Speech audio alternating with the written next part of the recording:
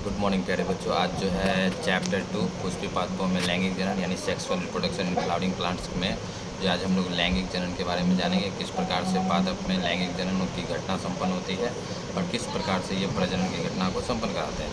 ठीक है, हम जहाँ तक जानते हैं कि चैप्टर 2 में हमने पढ़ा कि पुष्प के जो 4 भाग होते हैं, बाह्यदलपुंज, दलपुंज, पुंमंग एंड जायाम।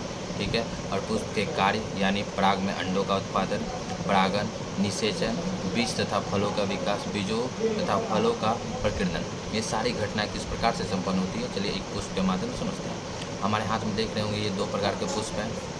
इससे पहले हमने क्या किया, एक पुष्प पर प्रैक्टिकल किया, ठीक है, जिसको हमने अलग अलग अंग में तोड़ा। अब अगर गौर किया जाए तो पुष्प का ये जो हमारे हाथ में पुष्प दिख रहा है, सबसे पहले देखिए कि पुष्प सारा जो है किस पर टिका हुआ है। ठीक है, तो ये ग्रीन वाला अंग दिख रहा होगा, ठीक है, जिस पर पुष्प क्या है आपका सारा टिका हुआ है। इस वाले अंग को हम लोग क्या बोलते हैं, फिलामेंट, यानी हिंदी में अगर बोले तो पुतंतु बोलते हैं। ठीक है, और ये पुष्प का क्या है, ये वाला अंग जो है हमारा क्या कहलाता है, वो पेटल्स कहलाते हैं। ठीक है, और जब कई पेटल्स एक साथ मिलते हैं तो उनको क्या बोलते हैं हम लोग, गेमेपेटल्स कहते हैं। ठीक है, आगे की घटना को समझते हैं कि ये पुष्प का क्या होता है कि हमारा ये पेटल्स और ये हमारा क्या होता है, नीचे वाला अंग कहा जाए तो सेपल्स।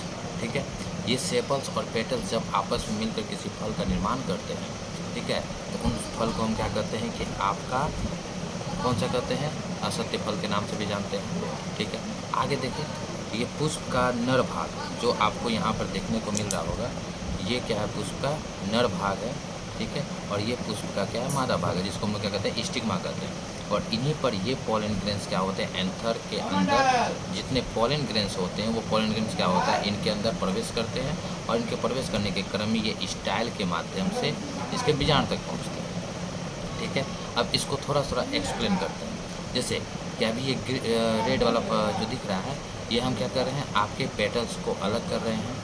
ठीक है, सारे पेटल्स जब एक साथ, ये केवल पेटल्स हैं और सारे पेटल्स एक साथ जुड़े रहते हैं, तो उसको अभी हमने बताया, उसको हम लोग क्या कहते हैं, गेमोपेटल्स कहते हैं। ठीक है, सारे पेटल्स हमने क्या कर दिया, अलग कर दिया, देख रहे होंगे।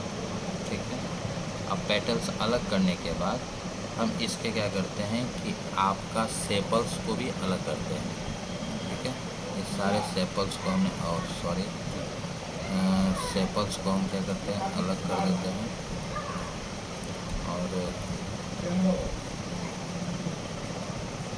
अलग कर दिया। ठीक है, और अलग करने के क्रम में अब इनके अंदर से ये पॉलन ग्रेन्स वाला जो हमारा फीमेल वाला अंग है, अब इसको हम थोड़ा सा क्या करते हैं, अलग करते हैं। ठीक है,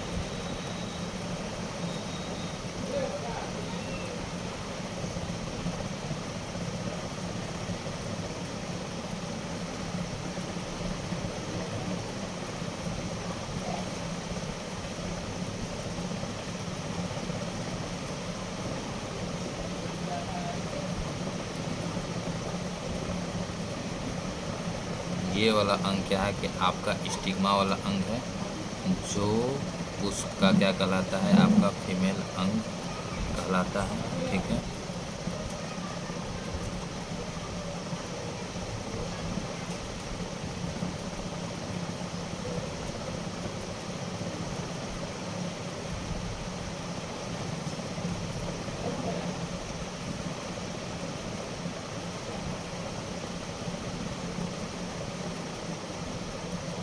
देख सकते हैं ये पुष्प का नर भाग था, जिसको हमने क्या किया, मादा वाले अंग से अलग कर दिया। ये आपका पुष्प का क्या हो गया, मादा वाला अंग हो गया। और हमने बताया था कि ये यहाँ पर क्या होता है, एक चिपचिपा पदार्थ होता है, जिनके द्वारा जब आपका ये पॉलन ग्रेन जाकर आसानी से इस पर चिपक जाते हैं और क्या करते हैं, सेल्फ पॉलिनेशन की क्रिया को संपन्न करते हैं। ठीक है, इस स्टिग्मा पर जब पॉलन ग्रेन चिपकते हैं तो इन स्टाइल, ठीक है, यानी इसको अगर हम कहा जाए तो यहीं पर क्या होता है, ये आपका पराग नली है। ठीक है, जिसको हम कहते हैं क्या कि इन्हीं नली के माध्यम से आपका क्या होता है कि आपका पॉलन ग्रेन्स क्या होते हैं, इनके बीजाणु तक पहुंचते हैं। और इनके बीजाणु तक पहुंचने के बाद ये आपका क्या होगा, बीजाणु वाला भाग हो गया, जहाँ पर निषेचन की घटना संपन्न होती है और यहीं पर क्या होता है, युग्मनज का निर्माण होता है। और यही से के बाद यही क्या होते हैं, फल में परिवर्तित हो जाते हैं। और यही सारी घटनाएँ अगर किसी अन्य पुष्प के पॉलन ग्रेन्स आकर किसी अन्य पुष्प के वर्तिकाग्र पर आकर चिपकते हैं और ये सारी घटनाएं संपन्न करते हैं तो इनको बोलते हैं क्रॉस पॉलिनेशन। और किसी एक ही पुष्प में ये दो घटना मेल, ठीक है, मेल वाला गैमेट्स एंड फीमेल वाला गैमेट्स जब आपस में मिलते हैं और ये घटनाओं को संपन्न करते हैं तो इनको बोलते हैं हम लोग आपका सेल पॉलिनेशन। ठीक है, चलिए नेक्स्ट वीडियो में नए अध्याय के साथ मिलेंगे। धन्यवाद।